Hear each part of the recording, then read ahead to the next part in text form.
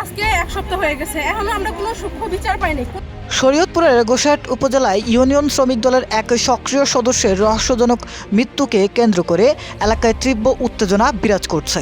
নিহত মোহাম্মদ জয়নুল আবেদিন ঢালিকে পরিকল্পিতভাবে হত্যা করা হয়েছে এমন অভিযোগ তুলে মানববন্ধন কর্মসূচি পালন করেছে স্থানীয় এলাকাবাসী ও দলীয় নেতাকর্মীরা। শুক্রবার 20 ফেব্রুয়ারি গোসাইট থানার সামনে আয়োজিত এ মানববন্ধনে শত শত মানুষ অংশ নেন।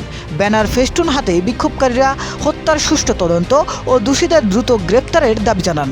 বক্তারা বলেন, ঘটনাটি আত্মহত্যা হিসেবে দেখানোর চেষ্টা করা হলেও এটি একটি সুপরিকল্পিত হত্যাকাণ্ড। তারা নিরপেক্ষ তদন্তের মাধ্যমে প্রকৃত সত্য উদ্ঘাটন ও দৃষ্টান্তমূলক শাস্তির দাবি জানান। আজকে এক সপ্তাহ হয়ে গেছে, এখন কোনো সূক্ষ্ম বিচার পাইনি। কোনো পুলিশ আমাদের বলে নাই যে তোমরা বিচার পাবা বা বিচার দিমু বা আমাদের খুনিদের ধরবো, এরকম কোনো আশ্বাস আমাদের দেওয়া হয় নাই। আজকে 7 দিন কেন খুনিরা বাহিরে, আমরা এখনো বিচার পাইতেছি না, কোনো সুষ্ঠু বিচার পাইতেছি না। সংবাদ সবার কাছে তুলে ধরবেন, আমরা কাছে বিচার চাই, হত্যার মামলার বিচার চাই, আমরা কাছে বিচার চাই, তাদের শুধু বিচার চাই। ওনারা যদি বাড়িতে, আমরা তো বলতে পারছি যে আমাদের শত্রু আছে, ওরা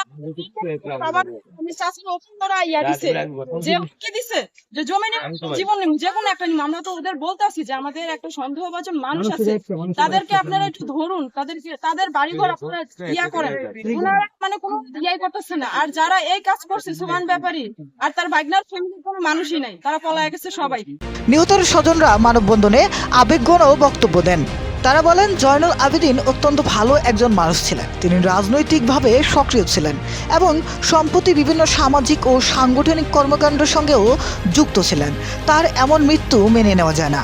পরিবারের দাবি, ঘটনার পেছনে কারা জড়িত তা দ্রুত খুঁজে বের করতে হবে। এর আগে গোসাইট উপজেলার একটি বিলের পাশে আম গাছে ঝুলন্ত অবস্থায় তার মরদেহ উদ্ধার করা হয়। স্থানীয় সূত্রগুলো জানায়, গত 15 ফেব্রুয়ারি রাত আনুমানিক 9:30 তিনি বাড়ি থেকে বের হন। এরপর রাতভর তিনি আর ফিরে আসেননি। পরিবার ও স্থানীয়রা বিভিন্ন স্থানে খোঁজাখুঁজি করলেও তার কোনো সন্ধান পাওয়া যায়নি। পরদিন 16 ফেব্রুয়ারি বিকেলে 3:30টার দিকে কৈকাসার গ্রামের এক মুদি দোকানদার বিলের পাশে একটি আম গাছে ঝুলন্ত অবস্থায় তার মরদেহ দেখতে পান। মরদেহর গলায় মাফলার পেঁচানো ছিল বলে জানা গেছে। খবর পেয়ে পুলিশ ঘটনাস্থলে গিয়ে মরদেহ উদ্ধার করে।